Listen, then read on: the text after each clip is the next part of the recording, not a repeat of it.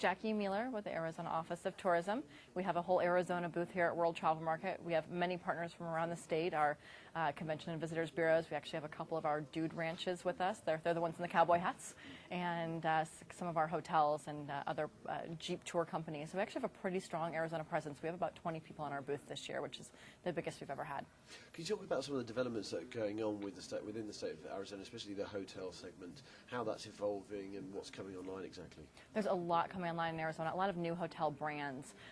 The biggest announcement that just happened was a new Ritz-Carlton coming to just north of Tucson, about 240 rooms. There'll be 2 Jack Nicklaus golf courses, spa, of course. There'll be a residential component to it as well, if people can afford to live in a Ritz-Carlton development. But that's huge for Tucson. It's a brand new resort, and it's in a beautiful setting right there in the desert. Starwood has just made an incredible amount of investment in Arizona. Our first W hotel will open in Scottsdale in early 2008. So right there in the downtown area. So it's really kind of goes with their whole boutique, young feel. So people will be able to walk to the art galleries, the nightclubs, the restaurants.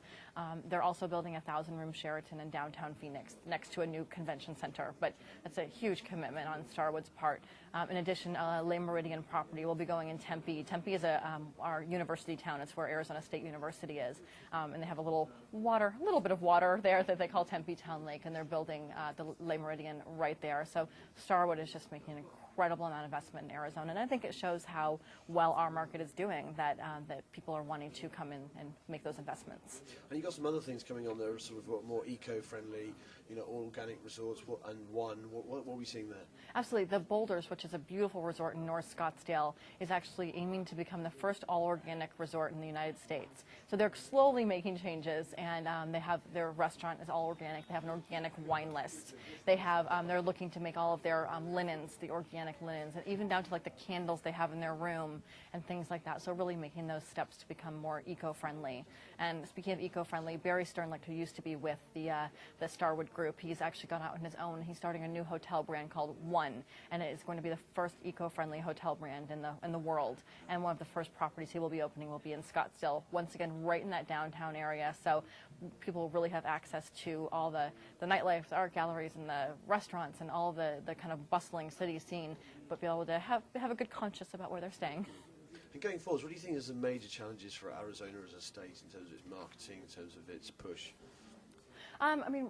Definitely looking forward, looking to the problems that the U.S. is having as a whole is really going to obviously affect Arizona. And the inbound tourism is affected by political reasons, for the visa issues and things like that. So we really try and work hard on a national level with the Travel Industry Association of America to make sure we have a seat at the table, so that our international numbers aren't affected, because it's a reality and we can't escape it. And so we really need to make sure that we work to make sure that the U.S. is a welcoming destination, because if the U.S. doesn't work together as a whole, Arizona certainly isn't going to benefit. So. And looking forward to the end of 2007, 2008, can we expect some new developments from you and some new initiatives? Absolutely. Over in Europe, we actually have really ramped up our efforts in France.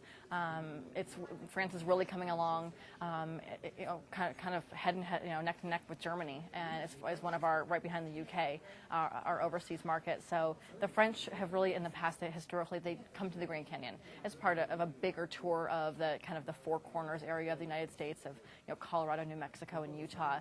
So they really are just hitting that northern part of the state, and if we can just get them to stay in Arizona one night longer, the economic impact would be tremendous. So we're really working to educate the French visitors about the more southern parts of the state, to draw them down from the Grand Canyon to spend more time in Arizona before we know they're going to hit those other states as well. That's part of what they do.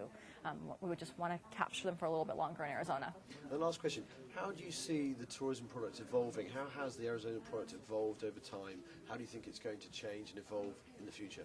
I really think, in the past, Arizona has really been seen as a destination for retirees, for baby boomers, a little bit of an older generation. And what we're seeing now is a real resurgence of products for the Gen X market. So that kind of developmental tourism market, the people, who are, kind of coming into their own as far as their careers and their families, and, getting more money for travel. And so you're seeing a lot of amenities really geared towards that market. So as I said before, a lot of that downtown, these are people who don't necessarily want to go and just sit by a pool for 7 days. They want an experience. They want to really experience experience a destination. So you're seeing a lot more going on in the downtown areas with the resort development, but also the dining scene and the nightlife and all of that is really evolving so that it gives those Gen Xers something to do. But Arizona is also great because the Gen Xers want the adventure travel as well. So while you can go hike all day and then reward yourself at the end of the day with a nice meal and a evening out on the town. So I think we're just seeing a lot of development that really is moving more towards that Gen X market. Thanks very much, Jackie. Thank you.